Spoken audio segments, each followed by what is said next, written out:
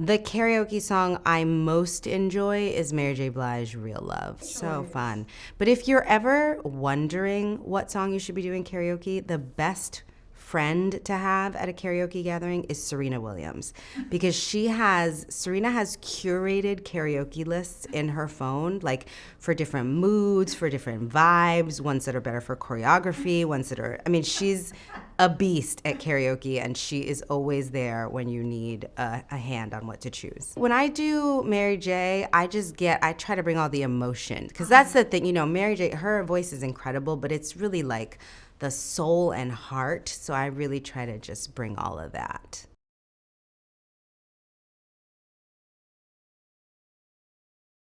I'm an Aquarius. Aquarians are typically humanitarian. We like to help people and kind of serve the world.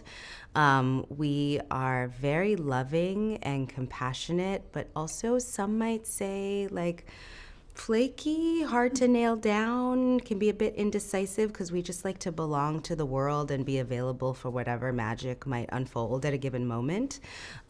So we're very free-spirited. I'm kind of a textbook Aquarian. I'm one of those people who has like labels in my drawers for the different kinds of t-shirts and undergarments, and I like for things to be where they belong. But I think, again, that's because like left to my own devices, everything would be everywhere. So I like to have the structure that reminds me to come back to simplicity. I'm really good at headstands. It's one of my favorite poses in yoga. I got good at headstands because I love yoga and spent many years studying yoga and got certified to teach yoga. Actually, it was one of my side gigs as a hustling actor in New York. I always find that if I'm like in a bad mood or just need to shift my perspective or lighten my energy, going into headstand is really, really helpful for me. Sometimes I'll go into headstand for 3 to 4 minutes. I work on it with my kids. I help them do it. Sometimes I just need to shift my perspective and see the world upside down to be able to have a different POV. When I was a kid, I really loved watching television with my mom.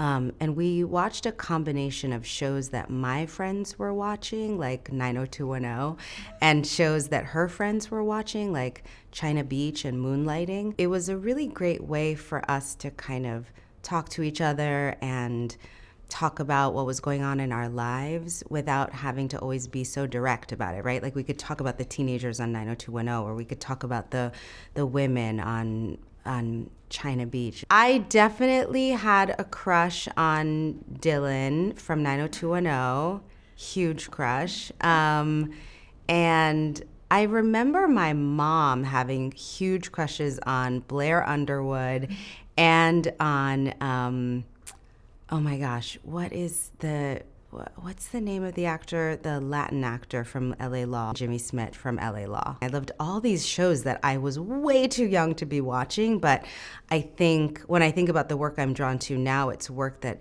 is filled with all those kind of complicated, rich, complex, grown-up characters. A lot of flirtation. Interesting. I wonder if we have my mother to credit for the fiery chemistry between Fitz and Olivia. You got to sleep with the president, so.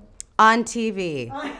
Only on TV did I sleep with the president. Some of the tabloids had started rumors that there was real tension going on with me in the White House, but that wasn't true at all. I have spent a lifetime trying to not be an actor. I am always quitting this business. And then right when I decide that I'm done is when something extraordinary comes across my desk. I was really, really done with this business right before I read the script for Ray. I was really, really done with this business right before I read the script for Last King of Scotland. I was entirely done with this business before reading the script for Scandal. This is what happens again and again. I actually had a Lionel Richie poster in my room growing up. I was a huge Lionel Richie fan. I was too young for the Commodores, his solo career, but I was a big fan all night long. Hello? Is it me you're looking for? You know? And it was. Apparently.